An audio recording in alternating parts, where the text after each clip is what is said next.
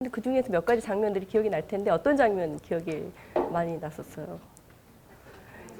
감옥에서 나왔을 때 너무 충격적이죠. 예. 그래서 어떻게 보면 이 영화는 어떻게 그 고야라고 하는 사람의 어떻게 보면 중심이 아니라 그 신부와 이네스를 통해서 어떻게 보면 인간에 대한 어떤 그 내면에 대한 것을 이야기를 하고 있는 거죠.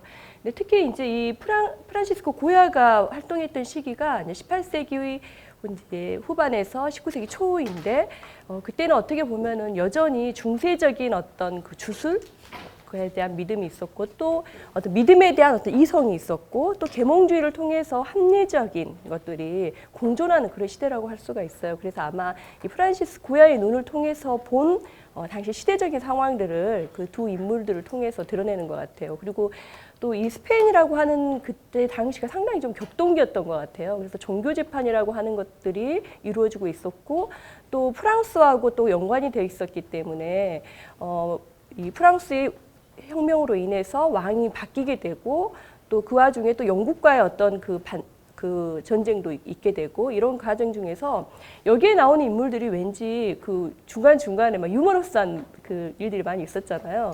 근데 결국은 인간의 어떤 우매한, 무능력함 이런 것들이 너무나 자연스럽게 드러날 수 있도록 되어 있는 것 같아요. 그런 장치들이 영화 안에 많이 있는 것 같아요. 그래서 특히 이제 그 왕의 모습들 같은 경우에도 왕이 어떻게 저런 모습을 할까 또는 그 왕비를 그렸을 때에도 우리 같으면 그림을 그렇게 그리면 다시 그려라 이렇게 이야기할 텐데 자기 자신이 지금 현재 어떤 상황에 처해 있는 것조차도 인식하지 못하는 그런 상황. 그 이유는 원래부터 그들은 이미 태어났을 때부터 권력과 어떻게 보면 많은 것들을 가지고 있었기 때문에 그런 것에 대한 인식이 많이 세상의 어떤 변화라든 이런 것에 대한 인식이 많이 부족해져 있었던 것 같아요. 이 영화는 그래서 사실은 아주 유명한 그런 영화죠. 밀로스 포만이라고 하는 감독이 이 영화를 만들었는데 이 영화 저는 어렸을 때 아마데우스라고 하는 영화 봤었거든요. 모차르트의 생애를 다룬. 그래서 그 영화를 만든 감독이고 또 여기 등장하는 또 나탈리 포드만이 2인 역을 하고 있잖아요. 그래서 나탈리 포드만이 하버드 대학 심리학과 출신이에요. 그래서 상당히 수재이죠. 그러면서 연기력이 뛰어나서 주연 그 배우상을 많이 받았던 그런 인물인데 상당히 그 영화 안에서도 뛰어난 연기력을 많이 보여주고 있는 것 같습니다. 고야에 대해서 오늘은 그래도 이야기를 해야 되니까 제가 나눠줬던 그 내용에 보면은 이제 작업실에 대한 화가의 작업실이라고 하는 작업실 저하상 이런 작품이 지금 제일 첫머리에 있는데 고야가 가장 전성기 때 그렸던 작품입니다. 자기 자신에 대해서 그린 것이죠. 상당히 화려하고 마치 지금 밖에 나가서 이렇게 그림을 그릴 게 아니라 즐거운 어떤 무슨 보헤미안적인 어떤 뭐 댄스를 즐길 것 같은 그런 전성기 때 궁중화가가 되었을 때의 모습이에요. 그런데 실질적으로 고야는 상당히 어렸을 때 가난한 집에서 태어났고 또 그림을 사실은 잘 그리고 싶어서 그 왕립 아카데미에 시험을 봤는데 2번이나 낙방을 하게 돼요. 그래서 오늘날 이야기하면 미래를 가지 못한 거죠. 그래서 그가 택했던 방법이 이탈리아로 유학을 가게 돼요. 그래서 유학을 가서 거기서 그림을 그리게 돼서 다시 스페인으로 돌아와서 자리를 잡게 되는 과정이 있습니다. 근데 영화 안에서 보면은 그 신부와 같이 이야기를 나누다가 뭐 남창 이런 이야기 나오잖아요. 그래서 너는 그렇게 이야기를 하죠. 고야에게 너는 누구의 프랑스를 위해서 그림을 그리고 종교 지파를 위해서 그림을 그리고 이런 식으로 계속 이야기가 나오죠. 그만큼 그 여기선 짧게 그게 암시가 되어 있는데 어떻게 보면은 고야는 상당히 그 시대 속에서 편승해 가면서 자신의 그림을 그렸던 그런 인물이라고 볼 수가 있어요. 그래서 그가 이탈리아에서 이 스페인으로 돌아왔었을 때 자신이 궁중화가가 되기 위해서 엄청나게 노력을 했는데 그 첫 번째가 궁중화가였던 사람의 여동생과 결혼을 하게 돼요. 그러면서 자연스럽게 이제 궁중에서 행하는 일들을 맡게 되면서 첫 번째는 테피스트리를 그리게 돼요. 테피스트리는 당시에 이제 주택이라든지 그 건물 안에 바람을 막기 위해서 거기 위에다가 테피스트리를 쭉 이렇게 짜잖아요. 그걸 걸어 놓는데 그것을 밑그림을 그리는 작업부터 하게 됩니다. 그래서 이 그림이 이제 초창기 때 그렸던 로코코풍의 약간 밝고 명랑한 작품을 벽에다가 테피스트리로 만들어 놔야 되잖아요. 그래서 그 밑그림으로 이제 그렸던 상당히 여기서는 밝은 그림으로 이렇게 이제 표현이 되어 있죠. 그런데 그 이후부터 이제 궁중화가로 나중에 이제 승승장구하게 되면서 카를로스 4세의 작품들을 그리게 됩니다. 그래서 여기서 보면은 카를로스 4세가 여기 이렇게 가운데 보통 보면은 중심 인물이 가운데 있어야 되는데 그의 부인이 지금 그 중심 마리아 루이사라고 하는 왕비가 여기에 서 있죠. 그리고 그의 자녀들이 이렇게 쭉 있는데 어떤 사람들은 신문에 이렇게 기고된 거 있더라고요. 마치 로또에 당첨된 가족들처럼 뭐 휘황찬란하게 표현이 되어 있다. 왕의 어떤 권위나 위엄 그런 것들이 보여지지 않고 더 자세히 보면 왕의 얼굴에서도 마찬가지고 부인인 그 마리아 루이사도 마찬가지죠. 그래서 영화 중간에서도 그 조제프 보나파르트가 프랑스에서 이제 왕으로 선임이 돼서 이 스페인에 왔었을 때 이 그림을 보면서 왜 이렇게 못생기게 그렸냐 이렇게 이야기를 하는 장면이 나와 있었죠. 근데 실질적으로 여기서 그 영화에서도 나왔지만 사냥하는 걸 좋아해서 그 정치는 하지 않았던 인물이 바로 이 카를로스 4세이고 그 부인이 대신 정치를 하게 되고 부인의 남자가 있었어요. 마누엘 고도이라고 하는 남자가 있었는데 젊은 시대부터 그 남자를 끌어들여서 나중에 재상까지 오르게 해서 거의 모든 정치를 하게 만드는 그러니 스페인이라고 하는 곳이 제대로 돌아갈 리가 없었겠죠.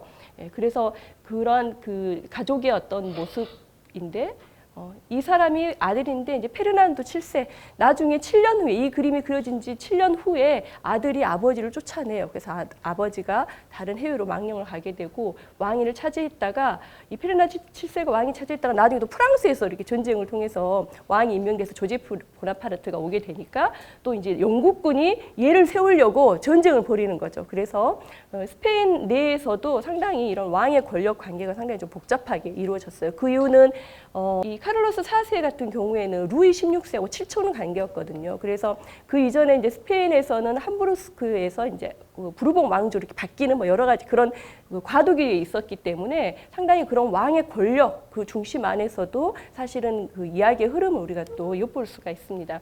근데 여기 안에 우리가 등장하는 인물이 또 한 명 있죠. 누구냐면 바로 고야가 등장을 합니다. 2절 뒤에 있는 이 고야가 자신의 모습을 객관적으로 담고 있는 거죠. 그런데 이 그림은 우리가 벨라스카스의 그림에서 볼 수가 있어요.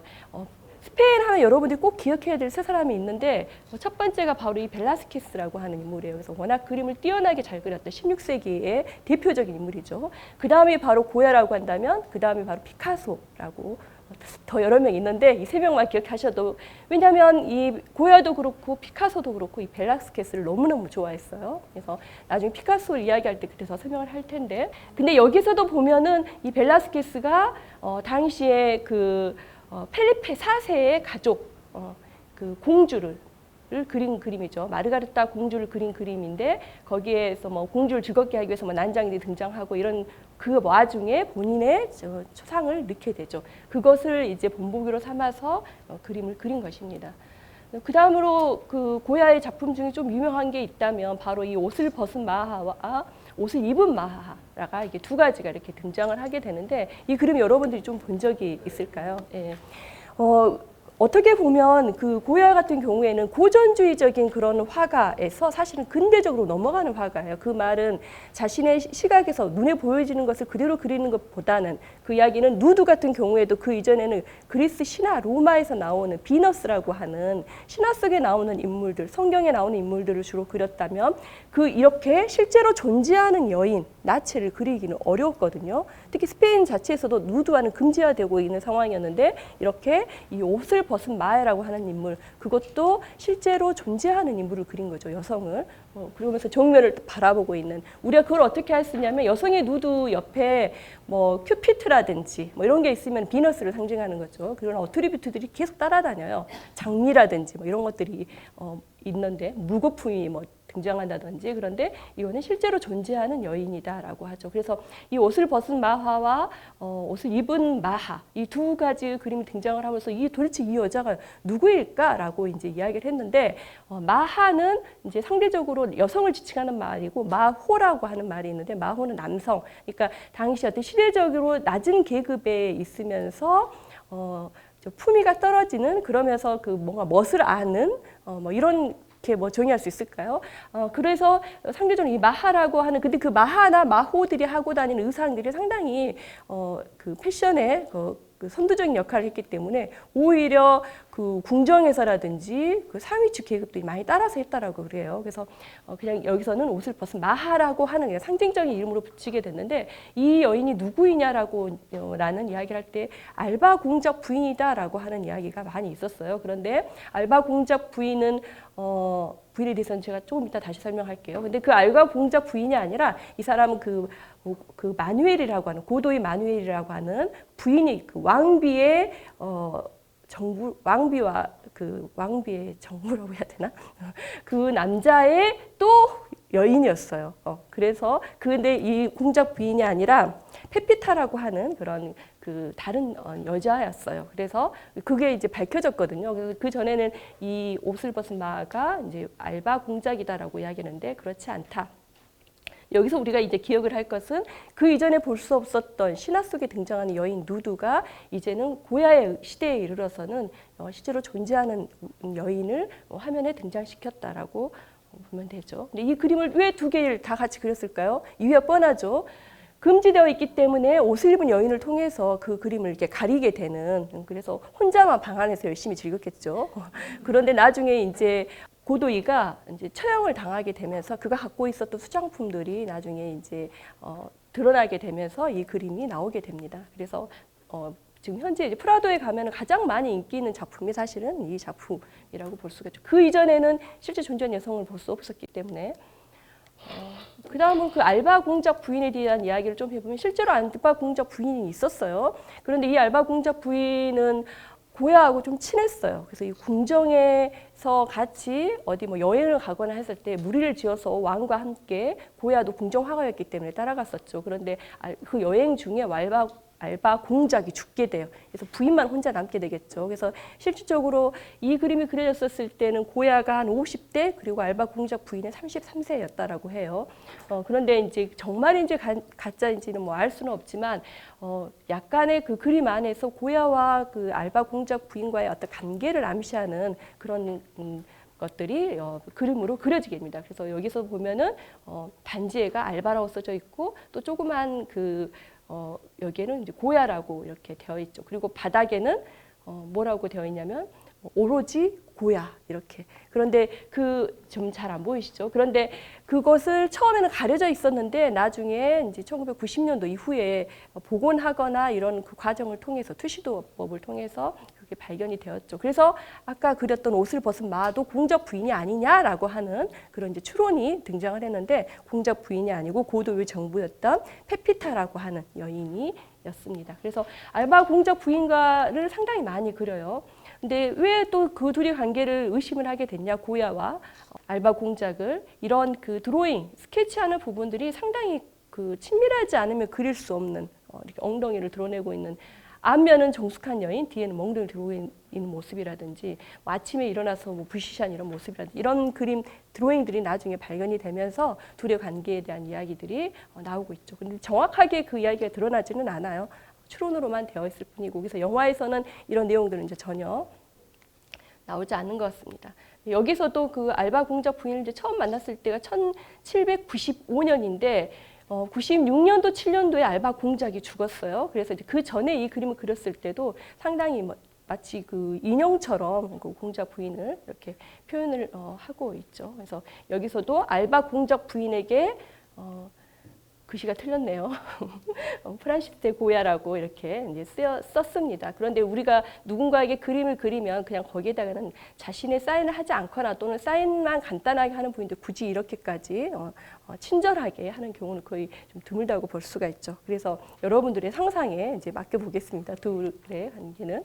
근데 고야는 상당히 많은 그림들의 그 변천사, 약간 처음에는 테피스트를 그리면서 로코코 형식의 그림을, 밝은 그림을 그리다가 점차적으로 이렇게 시대에 대한 상황을 관심을 갖게 되죠. 그래서 영화 처음 시작할 때 로스 카프리초프라 그래서 변덕이라고 하는 판화가 계속 등장을 하죠. 그래서 그 인간의 어떤 과오, 악덕, 인간의 내면에 가려져 있던 여러 가지 그런 그 숨겨져 있는 우리들의 어떤 욕망들, 이런 것들을 관심을 갖게 되고 그것을 그 카프리초스에다 그림을 그리게 되죠. 그래서 그것을 판매를 해서 이틀 만에 다 완판이 돼버릴 정도 사람들 인기가 많았다 그래요. 그런데 처음 영화 시작할 때처럼 종교 진판소에 회부가 되면서 바로 자진 납세하죠. 왕실에 있는 인쇄소에 자진으로 그것을 납부를 하게 돼버립니다. 판매를 하지 않고 그 이후에부터는 이렇게 또 프랑스가 스페인을 마치 구원해 줄 것처럼 와서 오히려 또 스페인에 있는 민중들을 이제 괴롭히죠. 한마디로 이야기하면. 그래서 이 그림을 또 그리게 됩니다. 그래서 마드리드에 있는 이 이제 처형이라고 하는, 그래서 1808년 5월 3일이라고 하는 이 그림을 통해서 민중이 프랑스 군들에게 이렇게 폭력에 가해지고 있는 그 전쟁을 참상을 알리는 그런 그림을 그리게 되죠. 근데 이 작품을 그렸을 때도 사실은 또 말이 있어요. 아, 정말 대단한 사람이구나, 고야가. 우리가 마치 그 피카소가 게르니카를 그렸던 것처럼 전쟁 참상을 게르니카라고 하는 마을에 폭격을 가해서 모든 마을 사람들이 거의 죽게 돼버리는 그런 참상을 알리기 위해서 그렸던 것처럼 생각할 수도 있으나 또 한편으로는 이 그림을 그리기 직전에 다시 또 프랑스가 아닌 이제 스페인에서 다시 또 그 페르난도 7세가 와서 왕권을 잡으리라고 하는 그 상황을 염두에 두고 바로 이 그림을 그려서 또 모면했다라고 하는 그런 조그만 이야기가 있죠. 그래서 그림의 주제들이 상당히 분명한 것은 그가 인간의 어떻게 보면 가려져 있는 그동안의 어떤 그 우매하고 또는 과오, 악덕, 다양한 당시 시대적으로 어떤 그 주술적인 믿음부터 시작해서 이런 모든 내용들을 분명한 관심을 갖고 있었지만 그런 것들을 그림을 통해서 자신의 어떤 삶과 연관시켜서 그때그때 좀 넘어가지 않았나 이런 생각이 들어요. 근데 그것은 영화에서도 단적으로 드러나는데 우리가 그 신부 같은 경우에도 처음에는 종교적인 믿음, 신앙으로 자신이 남을 판단하고 재단하고 자신의 권력을 드러내잖아요. 그 이후에는 계몽주의를 받아들임으로 해서 인간주의적이고 합리적인 걸 통해서 또 그것을 가지고 자신의 욕망을 또 드러내는 거죠. 그래서 인간의 욕망이 어떻게 보면은 종교적인 것이냐 또는 뭐 그 외에 어떤 계몽주의적인 것에서 또 인간이 가장 우선시 여기는 것이냐라고 했었을 때에도 그 모든 것마저도 다 인간은 자기 자신을 위해서 어떻게 보면은 드러내고 있는데 도구로 사용했는지도 모른다라고 볼 수가 있어요.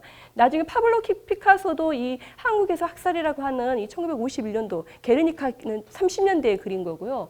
이 한국에서 한국 전쟁이 일어났다는 이야기를 듣고 피카소가 이 그림을 그리게 되는데 이 구도가 결국은 1808년도에 그려졌던 이 그림이 만해의 그림에도 막시밀리앙 황제의 처형이라고 하는 만해 그림 인상주의 화가가 있거든요.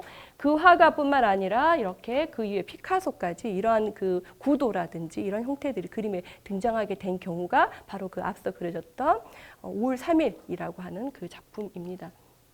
설명했던 이 로스 카프리초스 파나라고 하는 거의 한 80여 점이 되는 파나들, 여기에는 인간의 과오, 악덕, 그리고 카톨릭 교회 종교재판소, 당시의 마법, 마술, 또 마녀들, 뭐 이런 내용들이 우리가 마녀가 왜 등장하는 걸까요?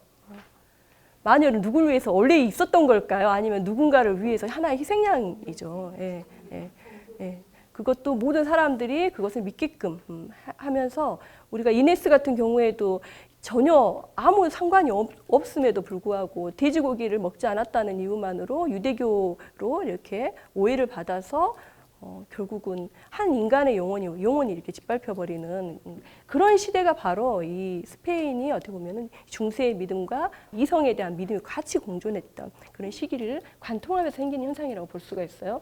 그래서 여기서 만들어진 파나도 이성이 잠들면 괴물이 일어난다, 깨어난다라고 하는 그 작품인데 그 파나 중 여러 가지 내용들이 있는데 그런 것들을 모티브로 해서 파나를 제작하고 있죠. 그래서 그 영화 속에서도 파나 제작한 장면들이 아마 나왔을 거예요. 그 외에도 전쟁의 참화를 또 파나로 만들어요. 이것도 역시 이 스페인에서 일어난 그 전쟁, 한마디로 프랑스 군인이 와서 전쟁을 이뤘을 때 이것도 80개의 동파나로 만들게 됩니다. 그래서 파나라고 하는 그런 그 개념을 미술에서 상당히 어떻게 보면 선도적으로 많이 썼던 인물이 바로 고야예요. 그리고 여러분이 잘 아는 나중에 뭐 캐텔콜 비치라든지 이런 그 사람들이 쓰죠. 파나 기법을. 그리고 제가 오늘 나눠줬던 것은 포커스는 어디에 맞춰졌냐면 고야가 나중에 아프게 돼요. 왜 아프게 되냐면 궁중화가가 된 다음에 그리고 아까 그 작업실에서 자화상 그렸을 때만 해도 아주 잘 나갔을 때였죠. 그런데 그에게는 너무나 많이 해야 될 일이 너무 많았어요. 궁중에 있었던 그림들 그리고 당시에 상류층에 있었던 상류층의 여인들 모든 사람들의 그 그림들을 본인이 뭐 다 그리고 있는 상황에서 또 타피스트리의 밑그림까지도 끊임없이 시작을 해야 됐기 때문에 거의 어떻게 보면 육체적인 그 한계에 이르렀던 상황에서 쓰러지게 되거든요. 그래서 이제 그가 쓰러지게 되면서 제가 여기 2페이지인가요? 예. 여기에 보면은 그가 이제 쓰러지게 되면서 그 무슨 바이러스 질환, 근데 오늘날로 이야기하면 정확하게 추론을 하기는 어렵지만 다양한 어떤 병면을 추론하고 있는데 어찌됐든 이때 길을 들리지 않게 되는 거죠. 청력을 잃게 되는 거죠. 그래서 영화에서는 이제 갑자기 청력을 읽는 장면으로 나오고 바로 넘어가는데 그러면서 이제 완전히 나중에는 이제 듣지 못하게 되는 그런 상황을 맞게 됩니다. 그래서 그 이후부터 점차적으로 자신이 이제 그림을 그리는데 상당히 어려움을 많이 겪게 되죠. 그래서 이 작품 같은 경우는 이제 그가 말년에 그렸던 작품 중에 하나인데 이때도 거의 이제 생사의 고비를 넘어가고 있는 이 장면을 의사인 아리에타가 그린 그림을 통해서 자신의 육체적인 상태를 보여주고 있는 그림입니다. 그래서 이런 그림들이 등장을 하면 이 전과 후에 어떻게 보면은 그 이전에는 이제 주로 그 판화를 통해서 어떻게 보면 풍자화하는 그런 그림들을 판화를 통해서 보여주었다면 이 이후에 그가 그린 그림이 바로 검은 그림이라고 하는 거예요. 그래서 고야의 그림은 상당히 좀 방대하다라고 볼 수가 있는데 이 검은 그림이 상당히 우리들에게 이제 충격을 주고 있다라고 하죠. 왜냐하면 그가 이 의사 고야와 의사 아리아타라고 하는 그 작품을 그린 이후에 그가 이제 집을 하나 구입을 하게 되죠. 바로 그 집이 바로 김어거리 집이라고 불리우는 바로 이곳입니다. 지금은 이제 철거되어서 볼 수가 없지만 킨타 델 솔도라고 부르는 김어거리 집이라고 부르는 이곳을 사요. 저는 주택이죠. 한마디로 이야기하면. 그래서 이것을 사서 안에 벽을 꾸며야 될 그 생각을 하고 목적으로 안에다가 벽화를 14점을 그리게 됩니다. 그 그림들이 바로 검은 그림이에요.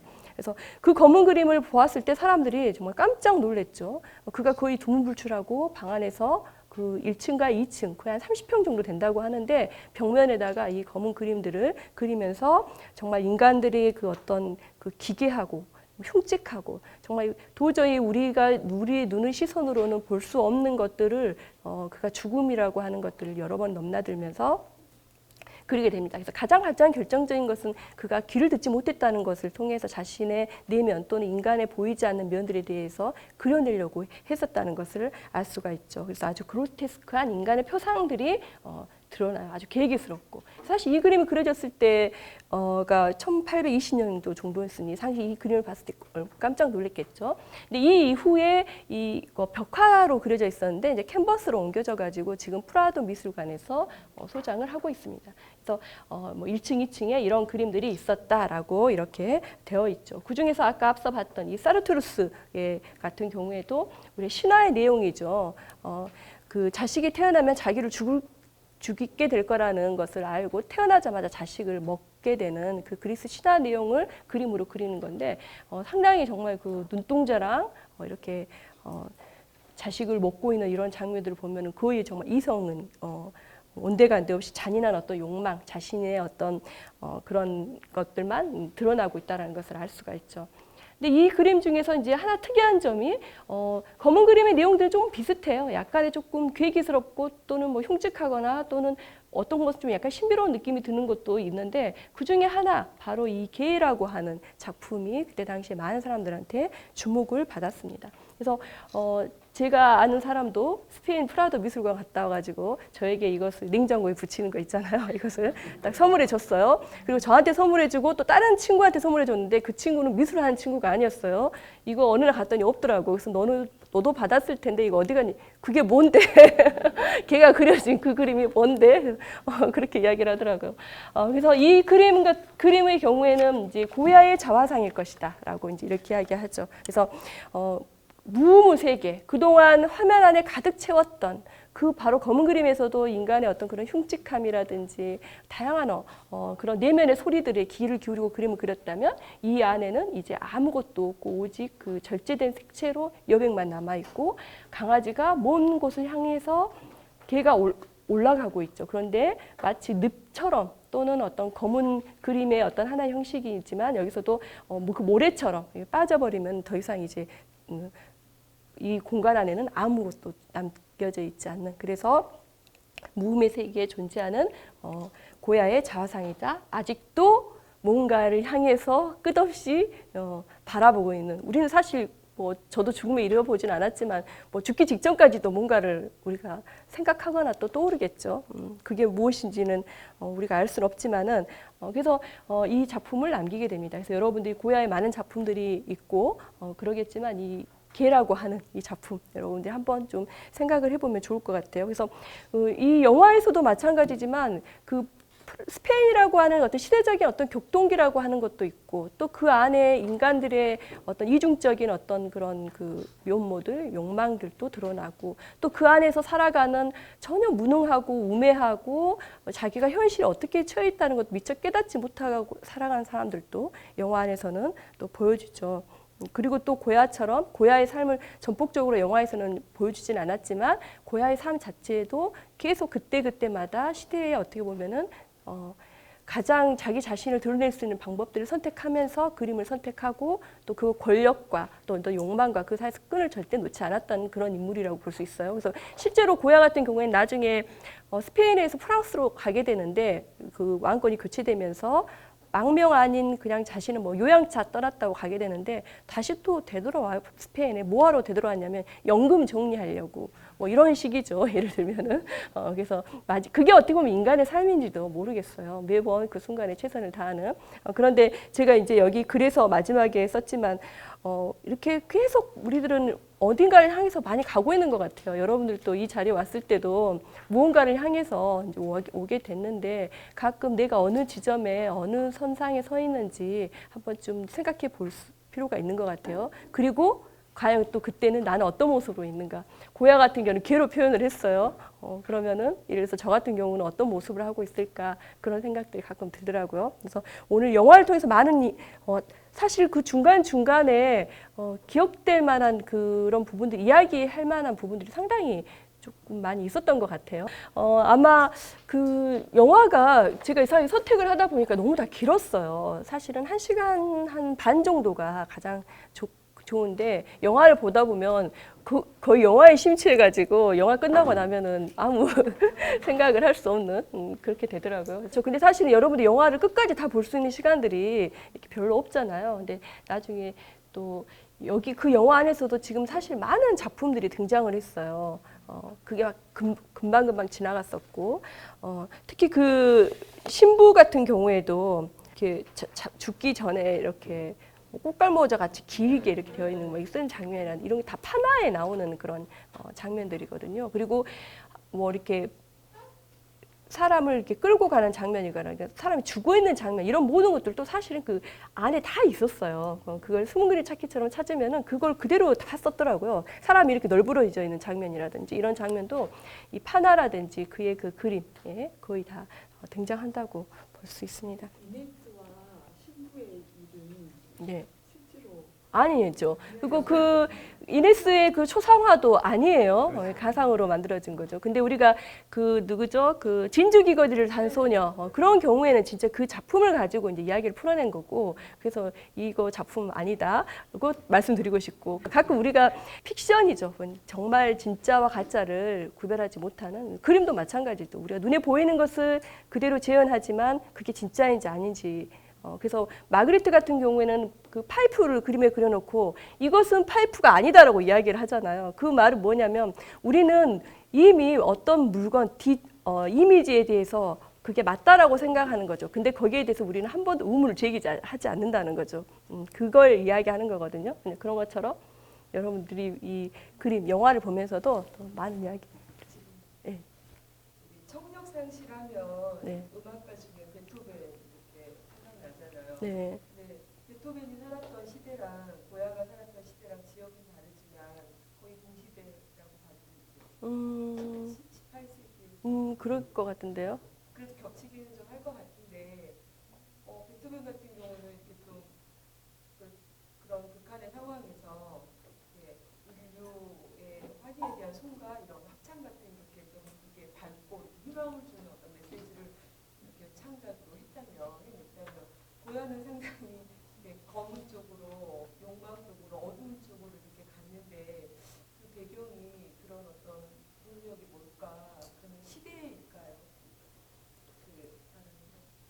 글쎄요, 그건 이제 고야 같은 경우에는 자신의 삶 속에서 어떻게 보면은 어떻게 보면 진실을 보려고 한 거겠죠. 그래서 이 전쟁의 참화라고 하는 파나도 마찬가지고, 이 변덕이라고 하는 로스 카프리초스를 파나도 마찬가지고, 그 마지막에 남겼던 검은 그림도 마찬가지고, 화가로서 궁중 화가까지 위치 오르고 화려하고 뭐 그런 그림들을 충분히 그렸던 인물이고, 하지만은 그동안 미술 화가들이 그리지 않았던 그 진실이라는 것은 무엇일까? 그래서 그 부분들을 전쟁을 통해서 또는 인간의 어떤 내면에 잠재워져 있는 것들을 통해서, 인간이 내면 안에는 여기서 이성이 잠들면 무엇이 우리에게 깨어나는지, 이런 것들에 대한 것을 이렇게 많이 그림으로 표현하려고 했던 것 같아요. 그리고 마지막에 검은 그림 같은 경우도 거의 이제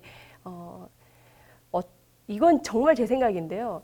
마지막에 검은 그림 같은 경우에는 그 그림을 그리면서 자기 자신에 대한 생각을 상당히 많이 했을 것 같다는 생각이 들어요. 그러니까 그로테스크한 인물들이, 형상들이 등장을 하는데, 우리가 내 모습이 지금 이렇게 보여지고 있지만, 나라는 사람이 또 내가 모르는 또 내가 있을 수 있잖아요. 여기서 우리가 막 심하게 고문을 하니까 내가 잘못하진 않았는데 잘못했다라고 이렇게 인정을 하는 것처럼, 그러니까 우리 인간의 그 깊은 그 무의식 안에는, 또는 거기 안에는 사실은 그런 많은 것들이 존재하고 있는 것 같은데, 자신의 삶을 이렇게 돌아보면서 그런 부분들을 그냥 신랄하게 표현했다.